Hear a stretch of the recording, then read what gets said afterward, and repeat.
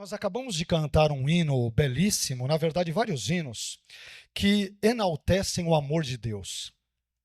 E isso é maravilhoso, meus irmãos, porque a mais bela história de amor da humanidade não é aquela entre Romeu e Julieta, dentro da peça belíssima de Shakespeare, não é aquela também protagonizada por Leonardo DiCaprio e Kate Winslet, não é isso, no filme Titanic. A maior história de amor é aquela em que Deus se fez homem na pessoa do seu Filho Jesus para vir a este mundo e morrer na cruz pelos meus e pelos teus pecados. Esta é a mais bela, mais gloriosa história de amor que existe. Vamos falar até um pouco sobre isso e eu quero então, nesse momento, eu quero convidar você, por favor, para abrir a sua Bíblia em Filipenses, na Epístola de Paulo aos Filipenses, no capítulo 2, versículos 5 a 11.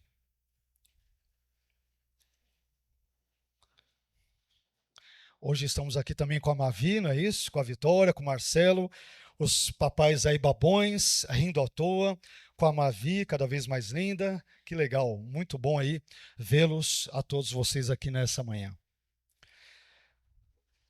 Epístola de Paulo aos Filipenses, capítulo 2, versículos 5 a 11. Diz assim a palavra gloriosa do nosso Deus. Seja o modo de pensar de vocês o mesmo de Cristo Jesus, que apesar de ser Deus, não considerou que a sua igualdade com Deus era algo que deveria ser usado como vantagem. Antes, esvaziou a si mesmo, assumindo a forma de servo, tornando-se semelhante aos homens. Sendo encontrado em figura humana, humilhou-se e foi obediente até a morte, e morte de cruz. Por isso Deus o exaltou à mais alta posição e lhe deu o nome que está acima de todo nome, para que ao nome de Jesus todo joelho se dobre nos céus, na terra e debaixo da terra, e toda língua confesse que Jesus Cristo é o Senhor, para a glória de Deus Pai. Amém? Vamos agradecer a Deus, vamos lhe pedir que fale conosco nesta manhã, fale ao nosso ser, ao nosso intelecto, ao nosso pensamento, a tudo aquilo que nós temos e somos, de modo que sejamos por Ele impactados, transformados pela Sua palavra, abençoados pela mesma e assim por diante, em nome de Jesus. Vamos orar? Senhor, nós queremos te agradecer pela sua bondade, pela sua graça, pela sua misericórdia, pelo seu amor incomensurável, inigualável, singular, por meio do qual o Senhor enviou o seu Filho Jesus para morrer na cruz pelos nossos pecados. Pai, nós somos frutos desse tão ousado amor como nós acabamos de cantar. Te louvamos porque se não fosse o teu amor, se não fosse a sua graça, se não fosse a sua misericórdia, se não fosse a sua compaixão para conosco, nós estaríamos irremediavelmente perdidos. De modo que se somos salvos, se somos abençoados, se somos transformados, é porque o Senhor agiu em nossas vidas e também por meio delas, através delas. Senhor, nós acabamos de ler uma parte importante, uma porção importante da sua palavra, e te pedimos nesse momento que o Senhor venha nos instruir por meio da mesma, que o Senhor venha nos corrigir, que o Senhor venha nos alertar, que sejamos, ó Senhor, de fato instruídos, ensinados, impactados, abençoados e transformados pela sua palavra. Fale conosco e que o seu nome seja glorificado e a sua igreja edificada nesta manhã. É o que te pedimos em nome de Jesus. Amém. Deus abençoe, meu irmão. Por favor, pode se assentar. Meus irmãos, eu quero falar com vocês e a vocês nesta manhã sobre o seguinte tema, ora sugerido a partir da leitura feita em Filipenses capítulo 2 e versículos 5 a 11, que é o tema 7 retratos gloriosos de Jesus. 7 retratos gloriosos de Jesus. E esse texto que lemos de Filipenses no capítulo 2, versículos 5 a 11, ele é um texto dos mais belos de toda a Bíblia, porque é um texto que é classificado por muitos estudiosos, por muitos teólogos, sobretudo estudiosos do contexto neotestamentário, como um hino ou um cântico cristão primitivo. E esse texto, como vocês puderam perceber, ele é um texto profundamente cristológico, cristocêntrico, isto é, centrado na pessoa de Cristo, nas obras de Cristo, nos feitos de Cristo, na natureza de Cristo, na essência do Senhor Jesus Cristo. Portanto, a nossa mensagem nesta manhã, como não poderia deixar de ser, e também em outros tantos cultos, ela tem um caráter profundamente cristocêntrico e jamais, nunca antropocêntrico. Porque o centro da nossa vida foi, é e será uma única pessoa, a pessoa bendita do Senhor Jesus Cristo de Nazaré. E este é o centro dessa perícope, dessa passagem bíblica paulina, e a partir disso, então, é que nós vamos falar sobre esse tema único presente nesse texto, que é Jesus, Jesus e Jesus. Nada mais, nada menos do que Jesus. Nada além, nada aquém do que Jesus. Jesus é o centro, obviamente, das Escrituras e particularmente do texto que nós acabamos de ler. E com base, então, nesse texto, eu gostaria de falar com vocês nesta manhã sobre esse tema, 7 retratos gloriosos de Jesus. Indo direto para cada um desses pontos, cada um desses itens da nossa mensagem, ao ler esse texto, eu descubro, meus irmãos, que o primeiro retrato de Jesus que aparece nesse texto é o retrato da divindade de Jesus. O primeiro retrato que aparece nesse texto é o retrato da divindade de Jesus. Acompanhem comigo, por favor, o que dizem aqui os versículos, à medida em que vamos lendo os versículos 5 e 6. Seja o modo de pensar de vocês o mesmo de Cristo Jesus. Acompanhem, por favor, a sequência. Que, apesar de ser Deus, não considerou que a sua igualdade com Deus era algo que deveria ser usado como vantagem. Perceba que nesse trecho de Filipenses, Paulo, de forma inequívoca, de forma muito clara, de forma cristalina, transparente, ele não deixa margem nenhuma para dúvidas quanto ao fato de que Jesus era Deus, é Deus e sempre será Deus. E esse ponto é muito importante, meus irmãos, porque às vezes algumas pessoas, incluindo alguns céticos e alguns ateus, embora nem todos céticos e ateus tenham essa mesma perspectiva, esse mesmo pensamento, mas às vezes algumas pessoas até admitem que Jesus existiu enquanto uma personalidade histórica, uma personagem histórica, ou seja, como uma pessoa de carne e osso, mas às vezes essas mesmas pessoas não conseguem admitir que Jesus fosse Deus, ou seja, Deus. E esse tipo de postura incrédula quanto à divindade de Jesus nos sugere que façamos a seguinte pergunta, isto é, será que a Bíblia ensina que Jesus é Deus? Essa é uma pergunta muito importante, porque a maneira, o modo, a forma como nos relacionarmos com Jesus, para o bem ou para o mal, positivamente ou negativamente, irá impactar o nosso futuro e, sobretudo, entenda-se, o nosso destino eterno. Porque se Jesus foi apenas um camponês galileu que viveu há pouco mais de 2000 anos atrás, ou ele foi um revolucionário político, ou se ele foi simplesmente um líder religioso, ou um ser humano como quaisquer outros que surgiram na sua época, um simples judeu da Galileia, ali de um pouco mais de 2000 anos, então isso não irá impactar em nada a nossa vida. Mas se Jesus é quem ele diz ser, e quem a Bíblia diz ser também, de acordo com todos os testemunhos e depoimentos ditos sobre ele, alguns dos quais nós vamos citar, então a maneira como nós enxergamos Jesus, sendo Deus ou não, irá sem dúvida alguma repercutir, impactar e prejudicar ou abençoar o nosso destino final, o nosso destino eterno. Aliás, é interessante vermos que quando nós olhamos para a Bíblia, nós podemos comprovar a divindade de Jesus a partir de pelo menos 6 testemunhos encontrados na Bíblia. Poderíamos citar mais, mas vamos nos deter por questões de economia de tempo apenas nesses itens. Primeiro, nós temos o testemunho dos magos. Veja que Mateus, no capítulo 2, versículo 11, parte A, diz que os magos vieram do Oriente para Jerusalém, e aí o texto diz que eles, entrando na casa, acharam um menino, isto é, Jesus, com Maria, sua mãe, e prostrando-se, o adoraram. Perceba que os magos adoraram ao menino Jesus porque ele era mais do que um menino, ele era Deus, ele é Deus e ele será para todos sempre, pelos séculos dos séculos, por toda a eternidade, Deus. Mas na sequência nós temos um segundo testemunho, que é o testemunho de João. Talvez o mais célebre, ou um dos mais famosos testemunhos acerca da divindade de Jesus que encontramos na Bíblia.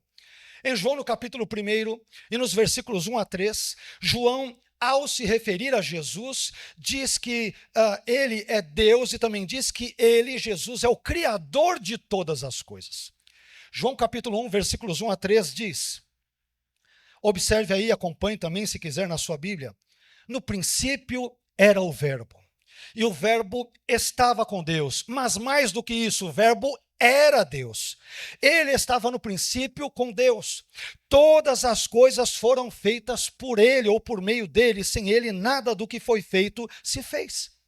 Depois, em João 5,18, João ele traz o seguinte registro interessante. Ele diz o seguinte: por isso, pois, os judeus ainda mais procuravam matá-lo, isto é, buscavam matar a Jesus, buscavam assassinar a Jesus. Por quê? Porque ele não apenas quebrantava o sábado, mas também dizia que Deus era o seu próprio Pai, igualando-se, portanto, a Deus, ou fazendo-se igual a Deus. Um terceiro testemunho dos mais interessantes é o testemunho de Tomé, o outrora incrédulo Tomé. Perceba que em João 20, 28, Tomé, ao se deparar com Jesus ressurreto, ele se dirigiu a ele dizendo: Senhor meu e Deus meu.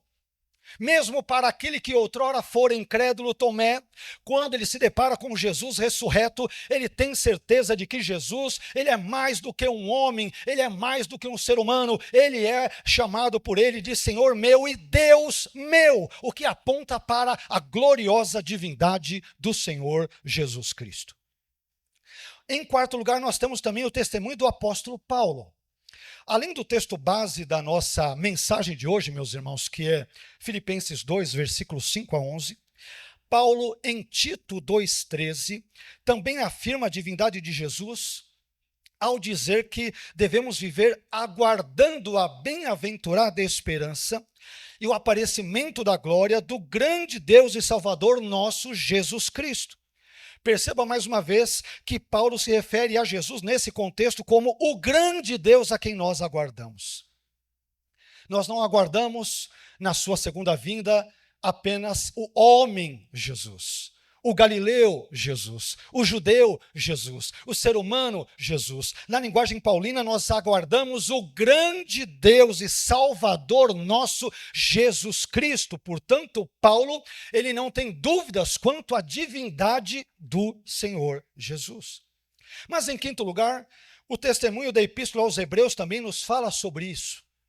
Em Hebreus, no capítulo 1, versículo 3, o autor da Epístola aos Hebreus diz que Jesus é a expressa imagem da sua pessoa, isto é, da pessoa de Deus. E também diz que Jesus sustenta todas as coisas pela palavra do seu poder. Ora, como um simples homem poderia sustentar todas as coisas por meio da palavra? Isso significa que ele é mais do que um homem, ele não é apenas homem, ele também é Deus.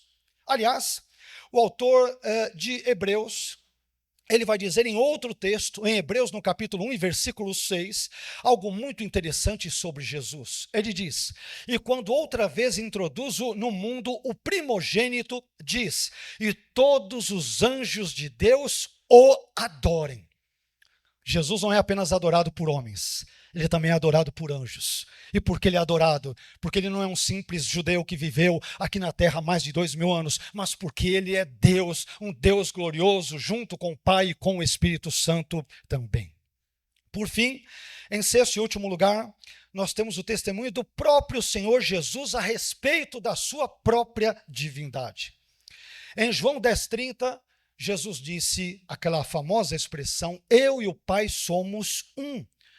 E em João 8,58, Jesus declarou algo que fez com que os judeus quisessem matá-lo. Ele disse: em verdade vos digo que antes que Abraão existisse, eu sou.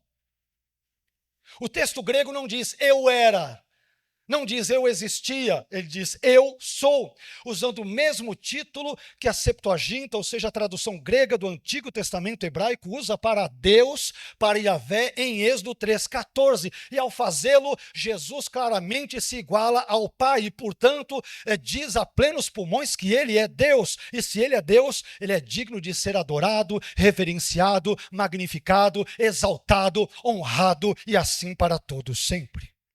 Portanto, meus irmãos, o primeiro retrato que nós encontramos nesse texto de Filipenses capítulo 2, versículos 5 a 11, é o retrato da divindade de Jesus.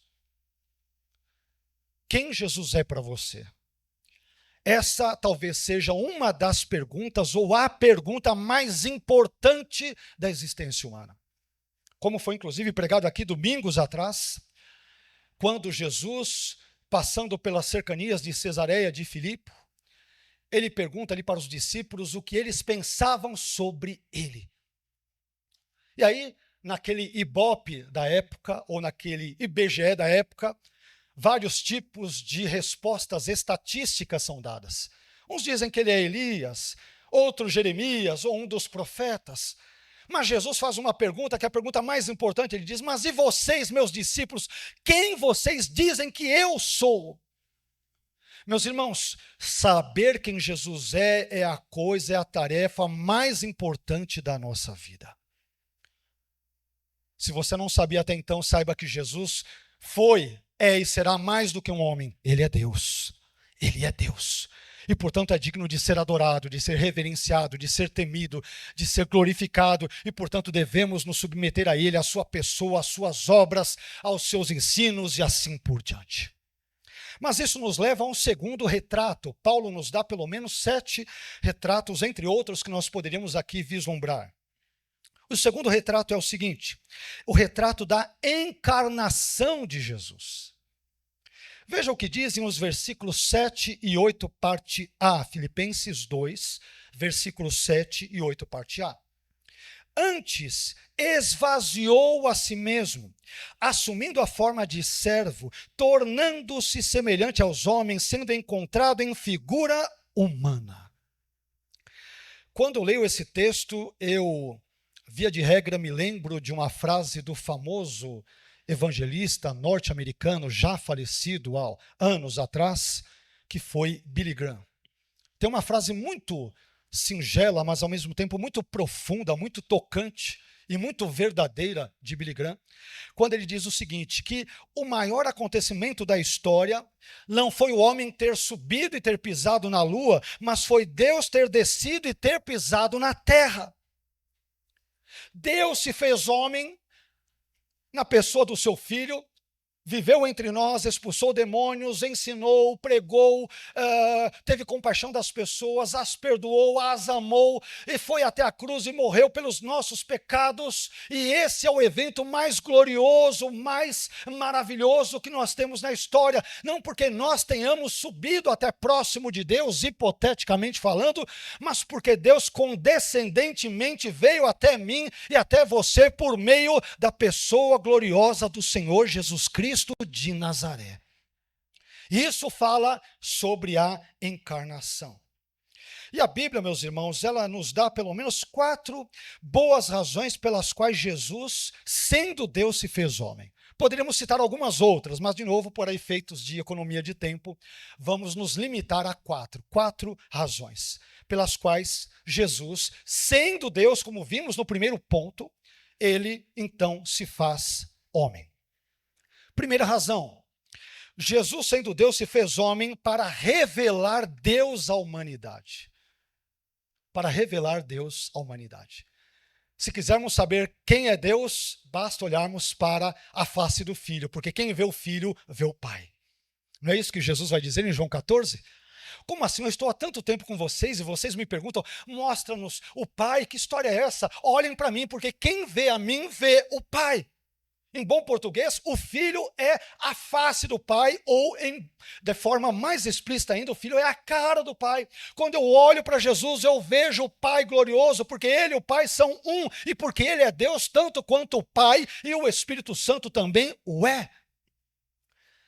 Mas olha que interessante, João capítulo 1, versículo 18, diz que Deus nunca foi visto por alguém. Mas o Filho unigênito que está no seio do Pai, este o fez conhecer, ou este o revelou. E quando a gente estuda aqui o texto grego, a coisa fica mais bela e mais emocionante, mais tocante ainda. Porque o texto grego no final diz, o Filho unigênito que está no seio do Pai, este fez a sua exegese. O texto grego diz que Jesus, ele explicou, ele interpretou, ou ele fez a exegese de Deus, do Pai, para a humanidade.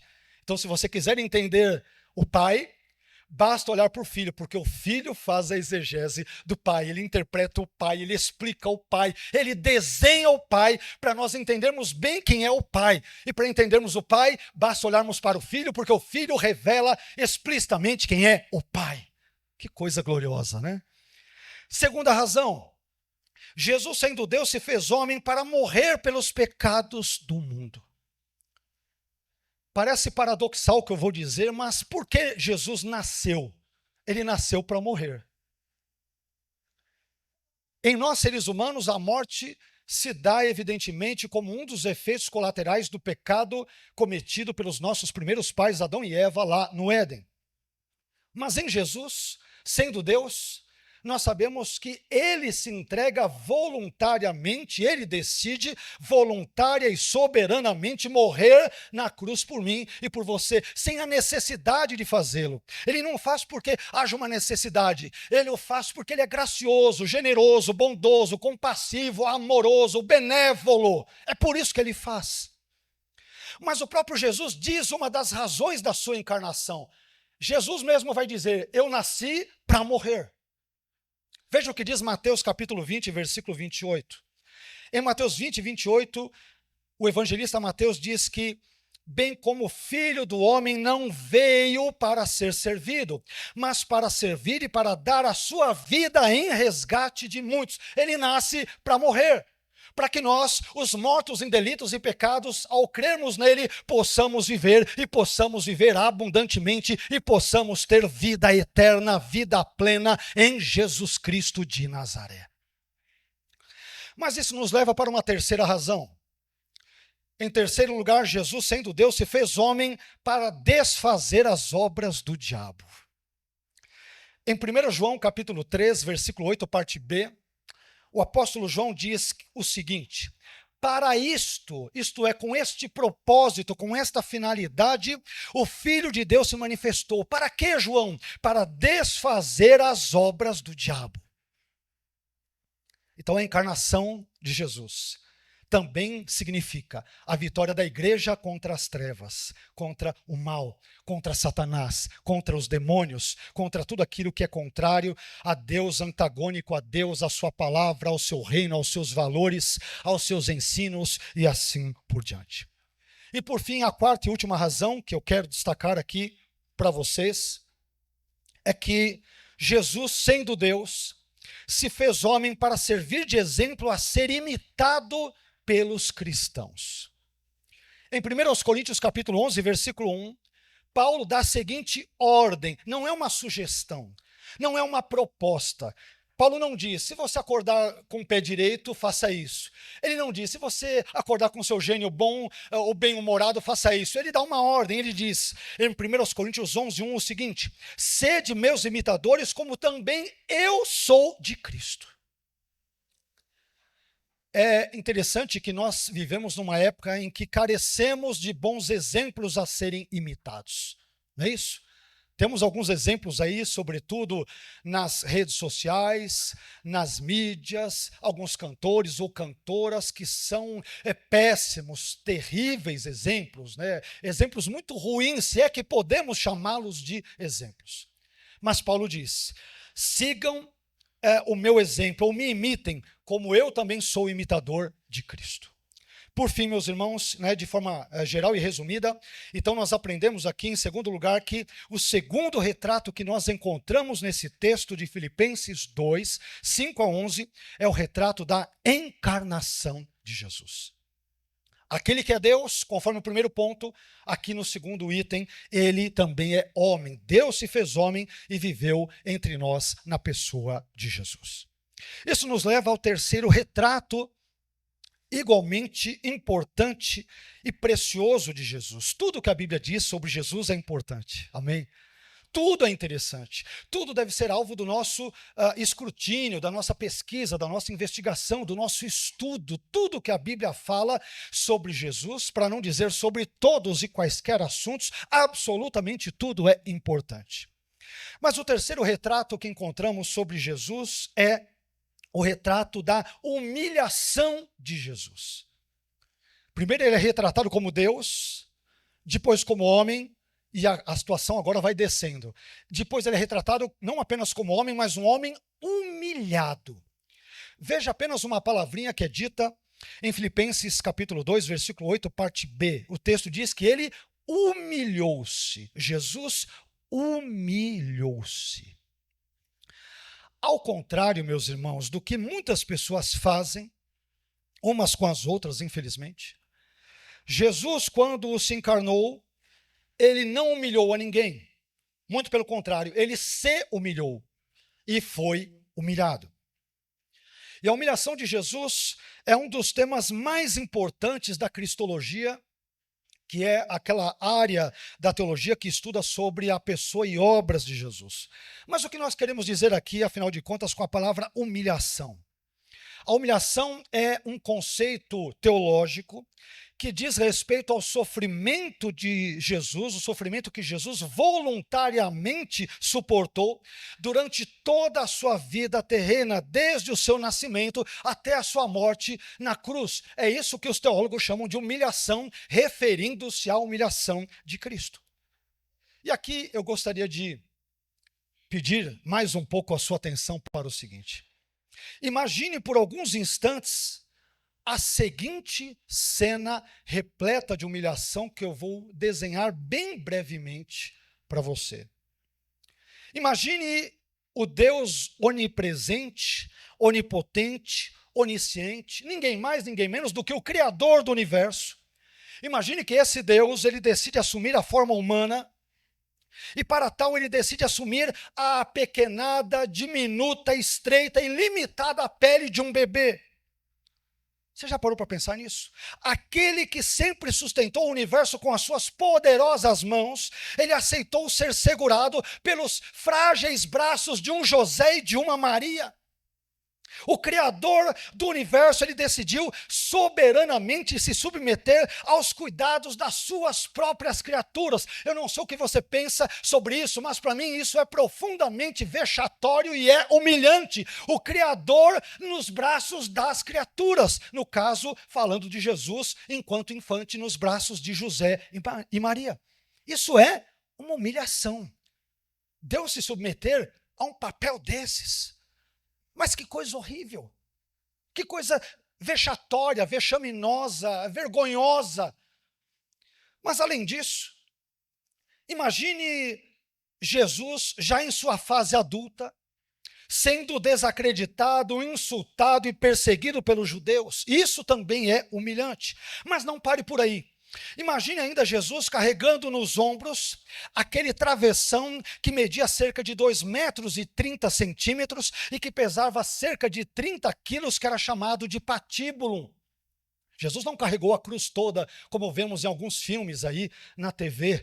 Ele carregou apenas aquele travessão, porque o stipes, que era a parte vertical, normalmente ficava já posta no lugar da crucificação.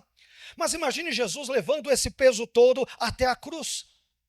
Imagine ainda Jesus sendo cuspido, escarnecido, ridicularizado e zombado pelas pessoas até o momento da sua morte na cruz.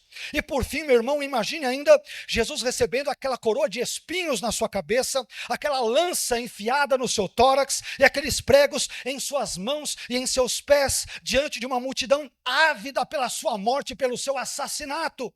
Você imaginou? Conseguiu imaginar um pouquinho do que isso significou? Então você há de convir comigo que isso é profundamente humilhante. Deus se humilhou, se rebaixou a regiões, a condições, a situações profundamente vergonhosas, não porque ele tivesse pecado, Jesus nunca teve, não tem e jamais terá pecado, mas você sabe por que Jesus decidiu sofrer tamanha humilhação? Jesus decidiu, meu irmão e minha irmã, se submeter a tamanha humilhação, a fim de que eu e você pudéssemos conhecer o amor de Deus, a bondade de Deus, a compaixão de Deus, a graça de Deus, o perdão de Deus e especialmente a salvação que também vem de Deus. Ele se humilhou para que eu e você tivéssemos vida e vida eterna ao crermos nele. Você entendeu como é importante a humilhação? Imaginar que ele fez isso por um miserável verme como eu. Alguém que, quando no mundo tripudiava sobre ele, que difamava a ele, que blasfemava, que ridicularizava, que zombava. E sabe como ele responde a essas minhas atitudes vergonhosas? Ele mesmo se humilha a fim de poder me redimir, me alcançar e de me atrair para si, porque ele é um Deus de amor gracioso e bondoso que nos ama, ama a mim e ama você e ama cada um de nós. Em suma, o terceiro retrato que nós encontramos nesse texto de Filipenses 2, versículos 5 a 11, é o retrato da humilhação de Jesus. Nunca se esqueça do que Jesus passou, sofreu voluntariamente para que eu e você pudéssemos ter vida, vida abundante, vida plena, vida transformada. Se hoje somos abençoados, isto não se dá por aquilo que fizemos ou por causa do que hipoteticamente fizemos ou tenhamos feito. Isto se dá por aquilo que Deus fez por nós e através de nós em Jesus e em Cristo Jesus. Amém. Ao contrário do que muitos possam imaginar, o maior de todos os símbolos da fé cristã não é a manjedoura, não é o presépio e também não é o peixe ou os pães multiplicados, por mais que estes sejam importantes. O maior de todos os símbolos do cristianismo é a cruz. É a cruz. Aliás, o cristianismo, ele se distingue das demais religiões pela importância que ele atribui à morte do seu fundador. As religiões em geral, não sei se vocês já perceberam, elas sempre enfatizam, sempre louvam, sempre destacam o nascimento, o surgimento do seu fundador. O cristianismo não, ele vai na contramão. Ele enfatiza, evidentemente, a encarnação, é claro, como nós estamos fazendo, mas ele dá uma ênfase sobrepujante na morte de Jesus, na morte do seu fundador, o fundador, digamos, do cristianismo. A propósito, a morte de Jesus é algo tão importante para a fé cristã que os evangelhos dedicam cerca de 1/5 de suas narrativas a este assunto. 1/5. Você lê ali os evangelhos, tem exorcismos, tem curas, tem milagres, tem ensinos, tem demonstrações de amor de Jesus para com as pessoas e tantas outras coisas, mas quando lemos os evangelhos, 1/5 parte sempre vai destacar, por exemplo, a importância que a morte de Jesus teve, tem e terá, por exemplo, na vida de todos nós. E aqui, meu irmão, veja que coisa extraordinária. Aquele que é a vida, ele morreu a fim de que nós, os mortos em delitos e pecados, pela fé nele, ele morreu por nós para que nós pudéssemos graciosamente ter vida e vida nele. Em outras palavras, Jesus ele morre em nosso lugar para que nós possamos ter vida abundante nele, vida plena nele, vida eterna nele, e somente nele, e apenas nele. Aliás, as Escrituras nos apresentam a morte de Jesus de 4 maneiras especiais, entre outras que poderíamos também aqui citar. Mas eu gostaria de compartilhá-las brevemente com os irmãos, como que a Bíblia enxerga a morte de Jesus. Em primeiro lugar, A morte de Jesus ela é apresentada na Bíblia como um resgate. Um resgate. Na linguagem bíblica, meu irmão, o resgate é a libertação de uma pessoa que até então era mantida cativa, até então era mantida prisioneira, e esse resgate é a libertação desta pessoa através do pagamento de um preço. A pessoa compra, ela paga por meio de algo, ou prata, ou ouro, ou o que quer que seja, ou especiarias no contexto da época, a liberdade daquela pessoa. A propósito a esse respeito, 1 Pedro capítulo 1, versículos 18 e 19, diz que eu e você fomos comprados e resgatados de uma forma inigualável e gloriosa. Veja o que Pedro diz, preste bem atenção e que essa palavra encha o seu coração. Sabendo que não foi com coisas corruptíveis como prata ou ouro, que fostes resgatados ou comprados ou adquiridos da vossa vã maneira de viver, da maneira inútil de vocês viverem, que por tradição vocês receberam dos seus pais, isto é, dos seus antepassados. Mas como que nós somos então resgatados, Pedro? E Pedro responde: fomos resgatados com o precioso sangue de Cristo, como de um cordeiro imaculado e incontaminado. Isso significa dizer, meu irmão, que Jesus nos comprou com seu precioso sangue e por essa razão você e eu hoje somos livres. Somos livres, porque alguém nos comprou, alguém nos resgatou. Vivíamos cativos, aprisionados pelo pecado, por Satanás, pelos demônios, pelos valores deste mundo, mas Jesus, de forma gloriosa, nos resgatou, Ele nos comprou, a fim de que pudéssemos ser libertos e ter vida abundante e plena nele.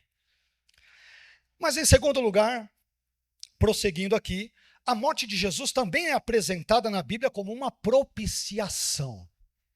Quando Jesus morre na cruz por nossos pecados, a sua morte torna Deus propício, ou seja, torna Deus favorável ao pecador.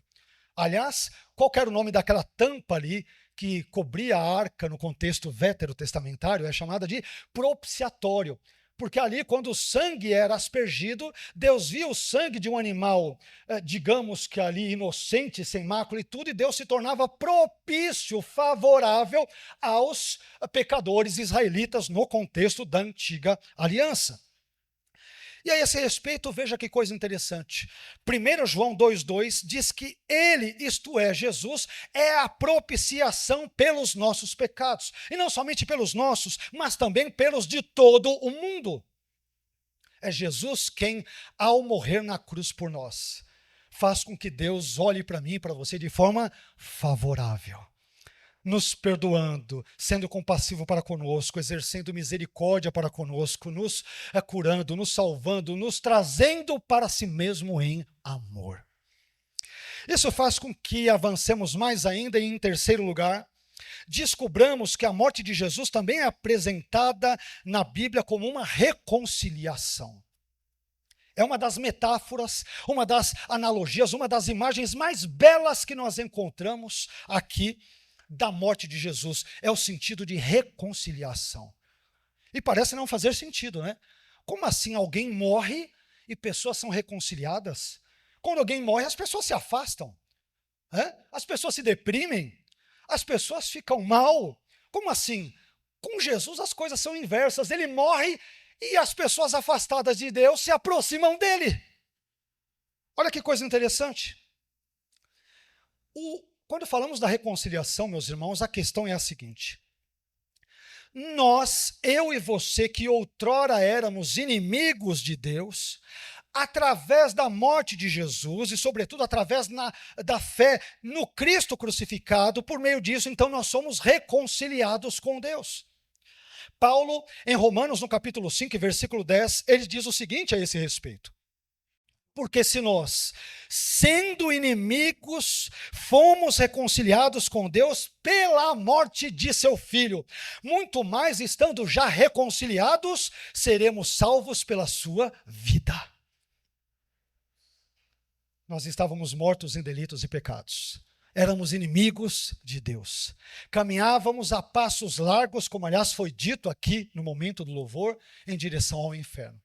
Mas quando Jesus morre por nós, Deus, além de olhar para cada um de nós de forma favorável, quando cremos em Jesus, então nós que éramos inimigos, passamos a nos tornar amigos de Deus e Deus nos reconcilia consigo mesmo. Isso se chama graça de Deus, bondade de Deus, amor de Deus, generosidade de Deus, benevolência de Deus. O mérito é de Deus, é absolutamente de Deus e não meu ou teu. Mas por fim, em quarto e último lugar, a morte de Jesus também é apresentada como uma substituição. E aqui, tanto a história do Cordeiro Pascal de Êxodo 12, quanto a declaração paulina de 1 Coríntios 5:7, segundo a qual Cristo, nossa Páscoa, foi sacrificado por nós, esses dois textos, eles ilustram muito bem o significado e o sentido da substituição. Ou seja, uma vida é dada em lugar de outra. Em outros termos, meus irmãos, Jesus, que não conheceu nenhum pecado, ele carregou o peso dos nossos pecados sobre si, a fim de que nós pudéssemos receber a sua vida graciosa e gloriosa. Em suma, o quinto retrato que nós encontramos nesse texto de Filipenses é o retrato da morte de Jesus. Isso nos leva, em penúltimo lugar, caminhando quase que para o término da nossa reflexão nesta manhã, para o sexto e penúltimo retrato, que é o retrato da exaltação de Jesus. Perceba que Paulo, de forma muito inteligente, é claro que guiado pelo Espírito Santo, é fato, é evidente, ele vai retratando uma série de digressões no texto. Começa com Jesus como Deus, que depois se encarna, que depois se humilha, que depois vai à cruz, que é obediente, e agora a coisa começa a ter uma guinada, digamos, há uma mudança abrupta com esse Jesus que se humilhou. E aí, em sexto lugar, qual que é o retrato? É o retrato da exaltação de Jesus. Se tornou homem, foi humilhado, padeceu, sofreu, e agora, porque Jesus obedece cabalmente o Pai, o que acontece? Ele é exaltado. Ele é exaltado. Filipenses capítulo 2, versículos 9 a 10 diz: por isso, Deus o exaltou à mais alta posição. Ele deu o nome que está acima de todo nome, para que ao nome de Jesus, quantos joelhos? Todo joelho se dobre nos céus, na terra e debaixo da terra. Quando você olha para os primeiros retratos de Jesus, parece que tudo vai dar errado. Deus se torna homem, passa uma humilhação tremenda em praça pública, é crucificado, coroam com espinhos, zombam dele, rasgam as suas vestes, batem no seu rosto, zombam dele ainda dizendo: profetiza, quem é que te bateu? Só que essa não é toda a história. Esse Jesus que se humilha voluntariamente por mim e por você, porque ele obedece ao Pai, porque ele nos ama, porque ele vai cumprir cabalmente o plano do Pai, então Deus começa a exaltá-lo. E as coisas mudam. Porque aquele cordeiro, aparentemente indefeso, ele é Senhor dos céus e da terra e de tudo que neles há, o que inclui a minha vida e a sua vida. A exaltação de Jesus, meu irmão, é uma concepção teológica gloriosa que diz respeito à elevação de Jesus à posição de glória e poder após a sua ressurreição e ascensão ao céu. Conforme podemos ver, por exemplo, a título de exemplo, em Atos, no capítulo 1, e versículos 9 a 11, entre tantos e tantos outros textos. E a exaltação de Jesus, ela possui vários significados, dentre os quais eu gostaria de destacar apenas dois, bem brevemente. Primeiro, a exaltação de Jesus significa que Jesus cumpriu cabalmente o seu ministério terreno, tal como fora planejado e designado pelo Pai. Porque ele cumpriu totalmente o ministério terreno, ele então é exaltado. Mas em segundo lugar, a exaltação de Jesus também significa que a vida e obras de Jesus foram totalmente aprovadas pelo Pai. Por que ele ressuscitou dos mortos? Porque o Pai aprovou o seu ministério terreno. porque ele fez a vontade do Pai, porque ele não era um impostor, entre outros impostores ali que candidatavam-se a Messias na época, mas porque ele era o Messias, é o Messias, será o Messias e é o Deus homem que viveu e está entre nós. Então observe que porque Jesus se submeteu totalmente à vontade do Pai, se encarnando, se humilhando, sofrendo e sendo morto em uma cruz, Deus então ressuscitou a ele dos mortos, o exaltou à mais alta posição e lhe deu o nome que está acima de todo e qualquer nome. E Pedro diz, em Atos 4,12, que nenhum outro nome há dado entre os homens pelo qual importa que sejamos salvos, a não ser o nome glorioso, bendito, eterno, singular de Jesus Cristo de Nazaré. O nome que é sobre todo o nome. Sobre todo o nome.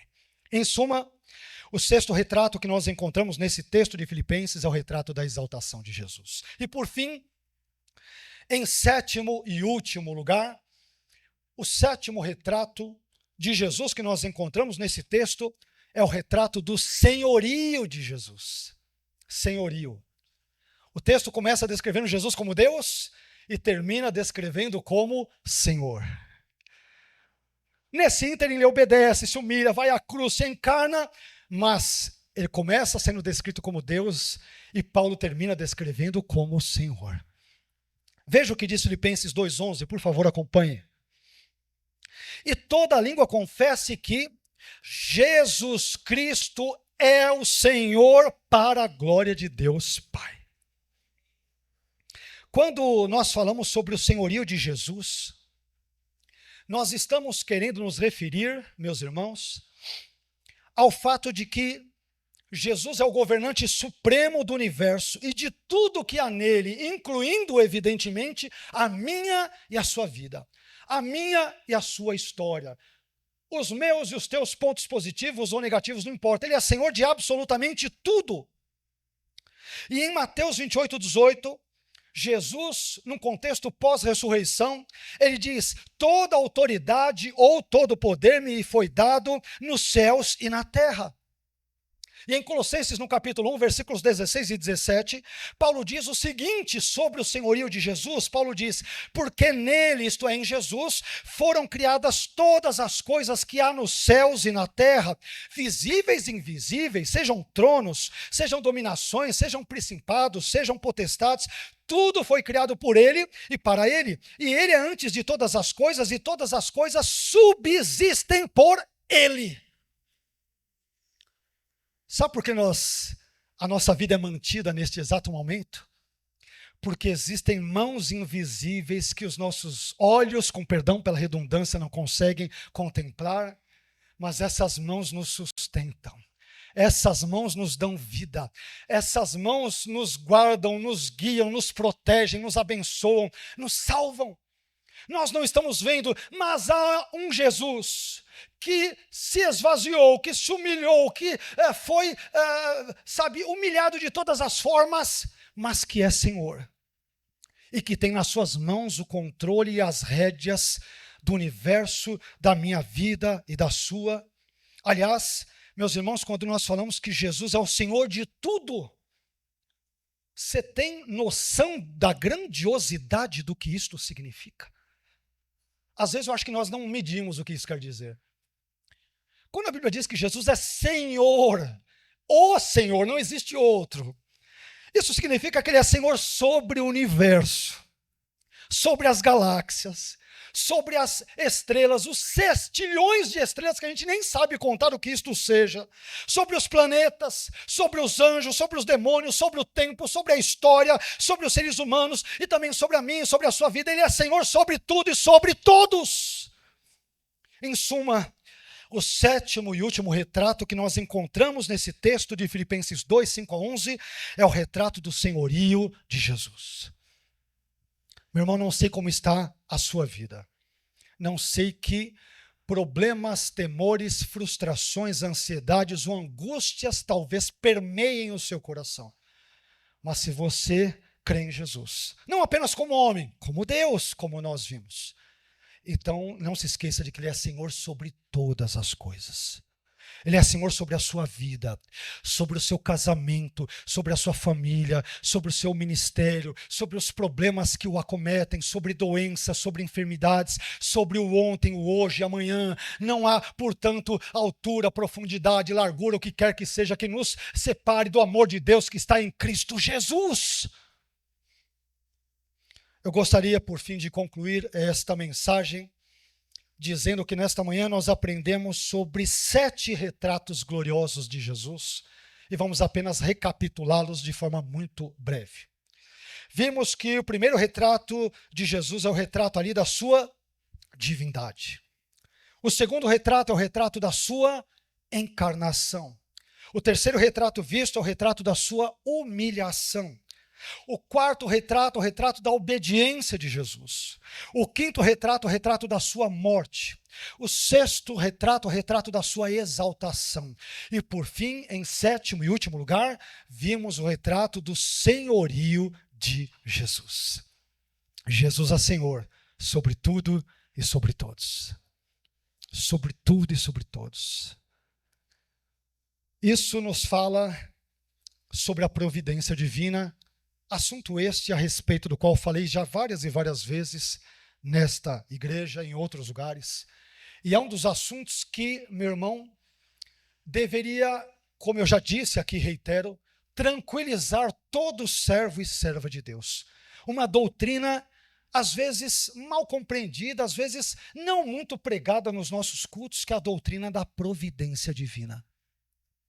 A doutrina da providência divina, e estou citando porque exemplifica o fato de Jesus ser Senhor. É por isso que eu estou citando, não é de forma gratuita ou aleatória. A doutrina da providência nos ensina que Deus não apenas criou o universo, mas Ele sustenta o universo. Ele guia esse universo para que ele cumpra os seus desígnios lá na frente. Popularmente falando, é aquilo que nós cristãos chamamos, em bom crentez ou em bom evangeliquez, Deus está no controle. Jesus é Senhor de tudo. E esse ensino bíblico deveria fazer-nos descansar nele. Amém? Quando você estiver passando por problemas, talvez pelo vale da sombra da morte, por angústias, por incontáveis noites dormindo ali, a claro, como diz o outro, chorando, choramingando, lamentando, lembre-se de que Jesus é o Senhor. O diabo não é o Senhor. Os demônios não são senhores. O pecado não é Senhor. Os problemas desta vida não são senhores sobre a minha e a sua vida. Jesus é Senhor. E a Ele seja dada toda a glória, honra e louvor, hoje para todos sempre. Amém. Amém? Vamos ficar em pé?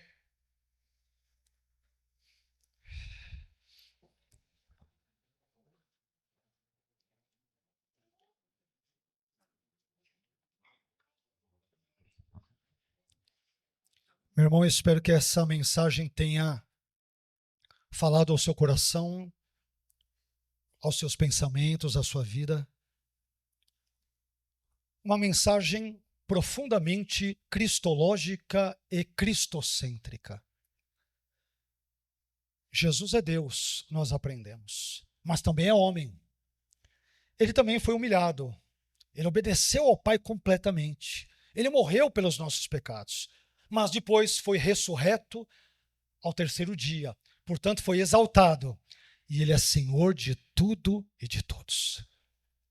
Então, o que preocupa o seu coração? O que aflige a sua alma? Como já disse o salmista, séculos e séculos atrás, porque está abatida, ó minha alma, e porque te perturba dentro de mim. Espera em Deus. Espera em Deus. Em quem você tem esperado, meu irmão? Tem esperado no governo? Você vai se decepcionar facilmente. Tem esperado em pastores de igreja? Vai se decepcionar. Tem esperado em denominações? Tudo nesse mundo tem problema. E com isso não estou usando um álibi, uma desculpa para não sermos bons crentes, não é nada disso. Mas estou dizendo, confie naquele que é o Senhor Todo-Poderoso do universo. Que tem a minha e a sua vida, o meu e o seu destinos nas palmas das suas mãos. Amém? Que essa palavra enche o seu coração de graça, de alegria, de regozijo nesta manhã. Vamos orar? Pai, eu quero te agradecer por esse momento tão glorioso, onde pudemos expor, ainda que em breves minutos, algumas verdades importantes, 7 delas no presente caso, sobre o seu glorioso Filho, Senhor Jesus Cristo de Nazaré. Obrigado, Senhor, por esse texto magnífico de Filipenses 2, 5 a 11. Um texto que nos dá várias lições cristológicas, cristocêntricas sobre a pessoa e obras do seu Filho Jesus. E nós te louvamos porque é do seu Filho Jesus, de ti mesmo, ó Deus Trino, Pai, Filho e Espírito Santo, que nós precisamos. Nós precisamos de ti, Senhor. Nós carecemos, nós necessitamos com urgência do Senhor, da sua intervenção, do seu auxílio, da sua bênção, da sua graça, do seu perdão, da sua misericórdia. Ah, Senhor, se não fora o Senhor, nós já estaríamos perdidos há muito tempo. Mas é porque o Senhor é um Deus providente, que sustenta o universo com as suas poderosas mãos. É porque o Senhor enviou Jesus para viver e, sobretudo, morrer por nós ali naquela cruz. É por isso que podemos ter vida abundante, vida plena e especialmente vida eterna no seu Filho Jesus. Obrigado por tudo, Senhor. Continue conosco agora nesse momento que se seguirá envolvendo a ceia do Senhor e que o Senhor esteja conosco em cada momento de nossa vida. Nós precisamos do Senhor nos acompanhando, nos corrigindo, nos levantando, nos confortando a cada segundo da nossa existência, Senhor. Porque sei que o Senhor não precisa de nós, mas nós precisamos total e absolutamente de Ti. Cuide de nós, portanto, por favor, eu te imploro. Cuide de nós, dos nossos sentimentos, das nossas angústias, talvez daquele vazio existencial, daquelas situações que, Senhor, às vezes nos tiram do sério e somos tão pequenos, tão falhos, tão miseráveis enquanto vermes pecadores. É por isso que nós precisamos da sua graça a nos sustentar, a nos cercar, a nos abençoar em cada instante, a cada momento da nossa vida. Fica conosco nesta hora. É o que te pedimos. Em nome de Jesus. Amém.